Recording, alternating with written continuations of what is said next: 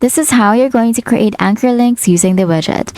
So here's the problem. You want a very specific landing spot like the middle of a paragraph to be the destination. So here's the fix. First, we're going to search for the menu anchor widget in the sidebar. We're just going to type in menu anchor, and then we're going to drag it over to the page where we want it to stop. So for example, I want to add it right here, and then from the ID box that you can see right here, we're just going to type in a name. So for example, I'm going to type in features.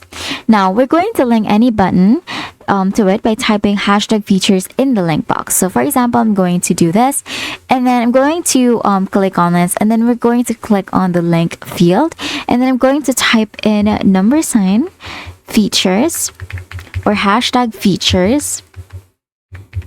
And then from there, this widget is invisible to visitors, okay? It acts like the invisible flag that tells the screen exactly where to halt the scroll.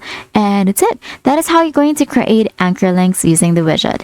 If this video helped you, please don't forget to like the video and subscribe to the channel for more videos like this.